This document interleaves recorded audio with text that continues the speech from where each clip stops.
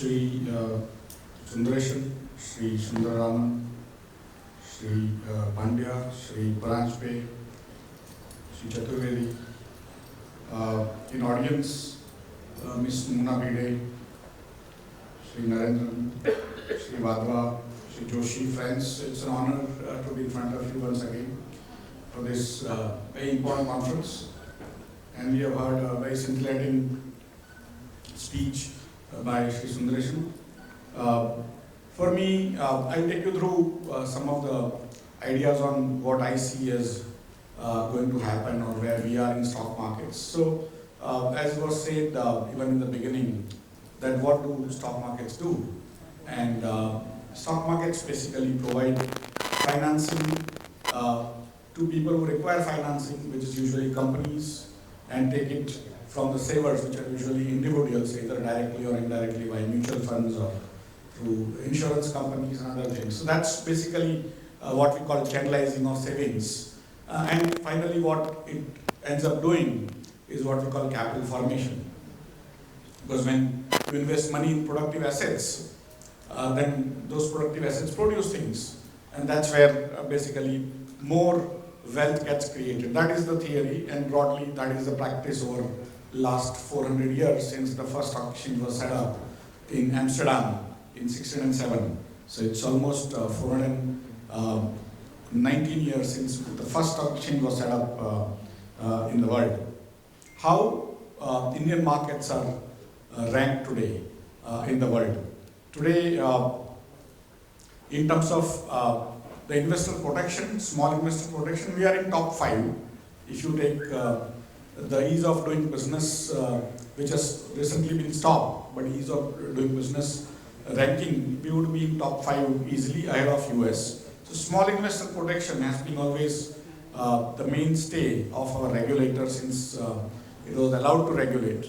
And that's where I think we have focused as the ecosystem, especially the regulator, exchanges, depositories, clearing corporations put together.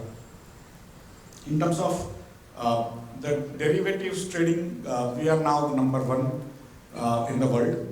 In terms of equities trading, in terms of the number of trades, we are number 3 in the world. In terms of the market capitalization that is listed as a country, then basically we are number 4 in the world after US, China, Japan, and we are 4th. Although US will have few exchanges, China today, Hong Kong is there, not there, Bloomberg considers wherever they feel like, but effectively we are the 4th largest country in terms of the market capitalization. In terms of the number of trades done per day, we are the largest country in the world today, put together equities and derivatives. So again, it's a very interesting phenomenon that per capita GDP is around $2,400 as per the latest budget numbers, which is pretty much on the lower decile, last 10% or close to that in the world. And still we are having a very, very thriving trust market, because basically these markets are about giving money to somebody with the hope that it'll come back with some great returns, right? And that's a trust on somebody else's abilities of the society to function well, create profits, and so on and so forth, and then it will be coming to you, right? It's a great leap of faith, and that is what capital markets in India have achieved in a significantly low per capita income country. There is no other market in the world today. There is no other market even double our size in terms of per capita GDP, 2,500, we are close to that. $5,000 per capita income, if you take those countries, nobody has a market like ours. If you take $10,000, nobody has a market like ours. If you take $20,000 per capita, nobody has a market like ours. So it's a great asset that has been created, and that is the asset of trust. That the people have trust in the central government, in policies, in the regulator, in exchanges, and of course in the companies that people are able to invest money with a fond hope. And some of those companies don't do so well. Some of those companies do so well, but on an average, overall, they do reasonable corporate governance, and they have proved over the last 148 years since the formal markets have existed, and almost 200 years since the informal markets in bonds and other things existed in India. So why I gave you this perspective is the trust is what all of us put together have created, and we need to build that. As the theme says, what's going to happen in 2047, which is basically 25 years from now, and which industries will be successful. Because if we need to figure out, we are kind of looking into, in a way, a looking glass saying what is going to happen. Which countries will do better? Are we in a good position to be sort of successful going forward? What will create more wealth going forward? There is past, and as always in mutual funds and other places they say that past is not a good guide to future. It is true with even general life, even for countries increasingly going forward.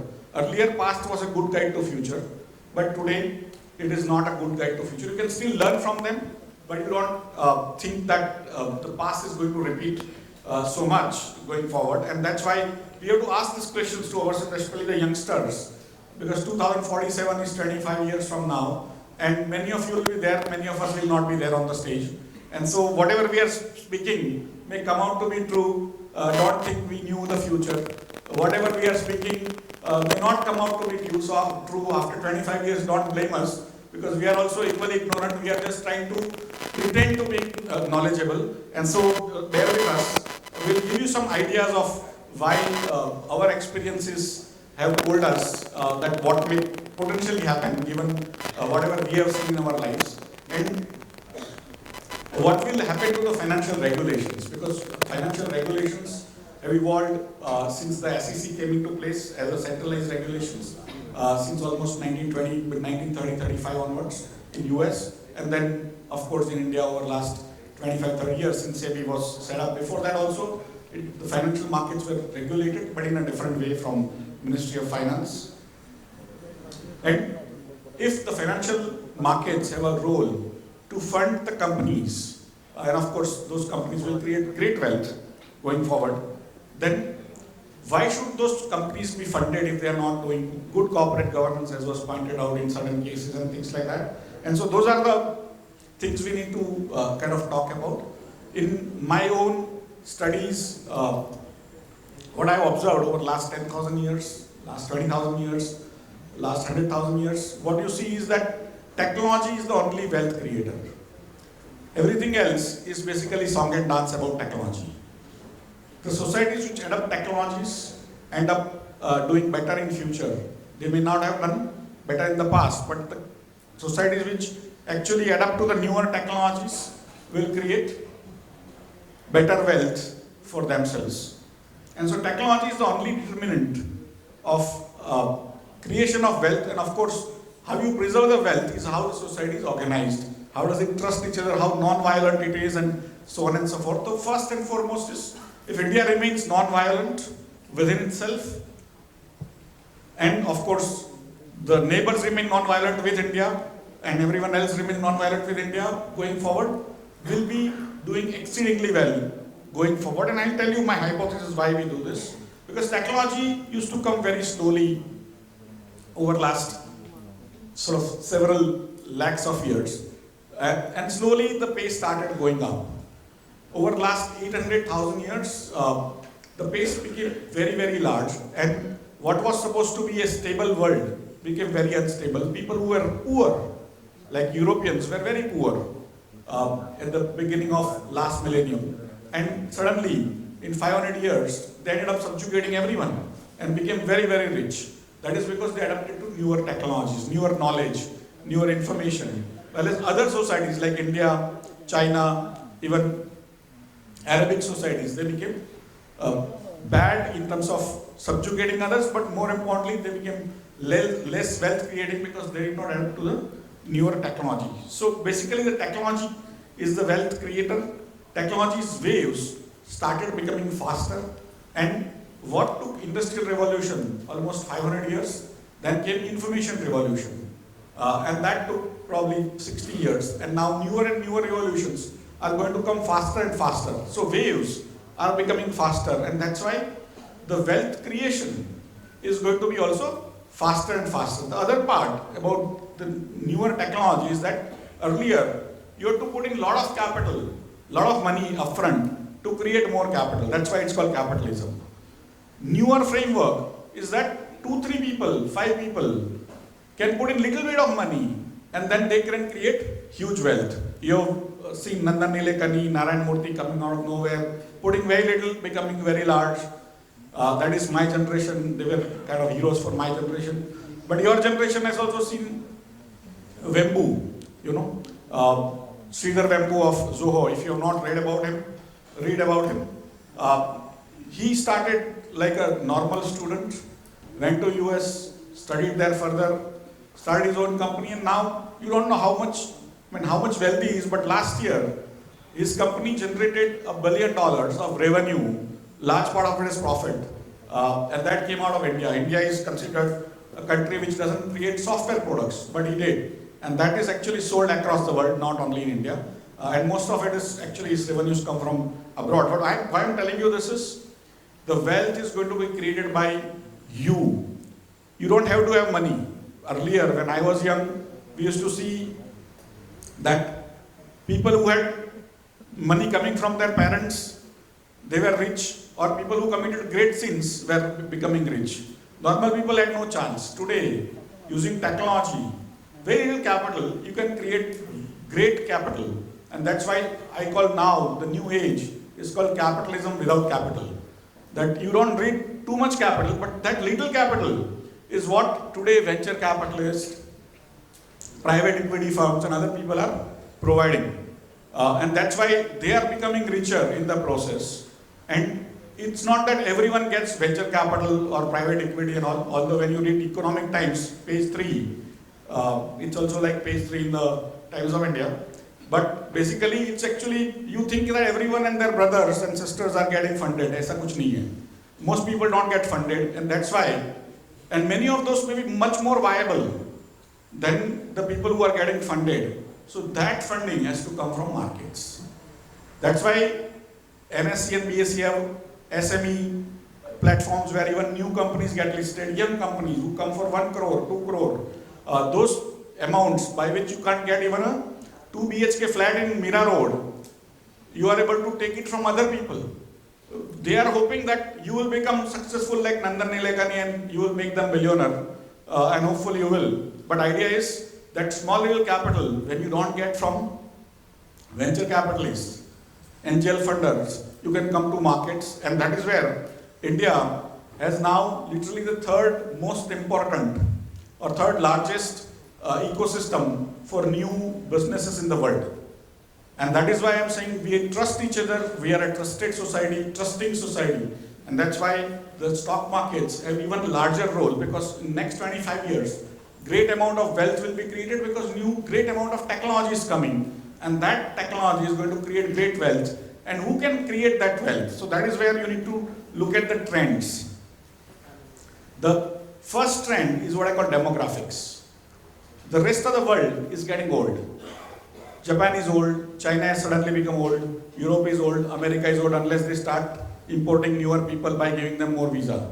Right? So we are the only large, young, non-violent, technology-adaptive country in the world. And that means our demographics is going to produce a lot going forward in terms of the new wealth, but also consume a lot. So we are basically in the right place, right time. When I look back at say 1,000 years, before 1,000. Hello. Yep, it started. So before 1,000 years, we were the pioneers. We were the first in the race of technology. 1,000 years, we did not even participate in the technology race. Today, after 1,000 years, and that's why we lost all 1,000 years as a civilization, as a society. But now, when technology race is being run afresh, we are at the starting line again, right? So if we run well, if we manage ourselves well, we are going to be the winner in next 25 years. What happened in last 1,000 years will happen in next 25 years in terms of wealth creation. And we will be at great position, provided we remain non-violent and our neighbors remain non-violent with us, right? That brings me to the concept of demand. As I said, we are the country which is going to demand a lot going forward, unlike other countries.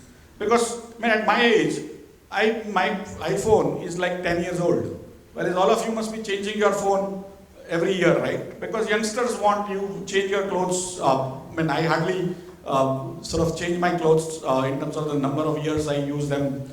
Because the old people are settled in life, they don't want to do newer things, they don't understand newer technology, they don't get involved. Whereas the younger people get involved, and that's why the demand is going to be great, because they ask for more clothes, more mobiles, more everything. So that's going to be another sort of reasons why India is going to be in a great place. The third part is what I call dematerialization of wealth. Earlier, the wealth used to be in physicality. You have to have these great halls and great buildings, and today your wealth is here, right? In your mobiles, and all sorts of non-physical things have become more wealth-oriented, and that's where basically I'm in a way going beyond time. But I just wanted to be aware. Some other time we can talk about what this dematerialization of wealth is. But large portion of wealth over the next 25 years will be basically which you can't touch but you can feel. Experiential kind of wealth. And again, India is going to be pioneer, because young people are going to create this wealth, because they learn newer technology, they get funded by the exchanges, they create great wealth, India gets that wealth and becomes number one in the market capitalization going forward. And of course the technology adoption, because we are young country, 4G, 5G, 6G, whatever happens, we will adapt first. America is not going to adapt. So we get impressed by their highways and their buildings. They get impressed by our UPI and other things, provided they get to experience. Otherwise, it's only a talk, right? So for me today, India is the number one country in what I call soft infrastructure, and is very poor in the hard infrastructure. Hard infrastructure is being made. You have seen this budget. You have seen over the last 7-8 years the amount of roads, ports, metros, airports, electricity, and other stuff that is getting built. But effectively, soft infrastructure, if we continue to lead, we are going to be a great wealth creator going forward. Having said that, the life is going to be real fun, real wealthy for all of you going forward. What are the issues which can stop us? I have been telling you that violence at organized level is going to be a serious issue going forward, either internal or external. So we need to be all wary of that. Deglobalization is actually in the theme of the event. Deglobalization is a very serious issue, because many countries are trying to protect themselves against China, against Russia, and against many other things, but that is also disrupting the supply chains. But overall, philosophically now, the populations of those countries which are getting their jobs lost are actually against the globalization. And so some of that might happen due to the fear of China or Russia, but some of them, that kind of deglobalization. So the situation is not that great. Only thing is, because of the dematerialization of services, dematerialization of everything, most of what you can do in America at say $1 lakh or $2 lakh per employee cost, you can do better at $10,000 per employee cost in India with more sincere employees, right? And that's why overall trend is going to be that most of that work is going to come here, and whatever is dematerialized, we are very good at. Services and all, whatever is physical today, China is good at, we are trying to become good at, that is the physical things like toys and clothes and other things, we are trying to become good at it. But in one item yesterday, I don't know how many of you read, Honorable Commerce Minister Shri said that in next 10 years, we are going to become $1 trillion of export in manufactured goods and also in the services. Just check that out, either in 7 or 10 years. And that's what basically, that is the hope we have, and hopefully we'll achieve that or go beyond that. The deglobalization is a serious issue. Increased interest rates, at least in short term, last 1 year has seen increase of interest rates for a 10-year bond in US from 25 basis points to now close to 4 percentage points, that's like 400 basis points. It has gone up by 16 times the interest rates, which is like huge, right? We have not yet seen the effect of that. That effect is going to come slowly. After that, the interest rate might go down, but currently inflation is on. So that is going to again slow down a little bit in the short run, but the long run, it's again going to be who masters the technology and who uses the technology is going to be the issue. And the last trend is that the world is getting older. So even if you manufacture too many toys and too many sort of things, too many cars, world may not be interested in buying, right? Although they may be interested in taking those services. And so we need to also understand what is happening in terms of trends and do things. And if we do that, 2047, that is 100 years of India's independence, I think we are going to be back again as the largest, the richest nation in the world. So thank you very much for calling me here.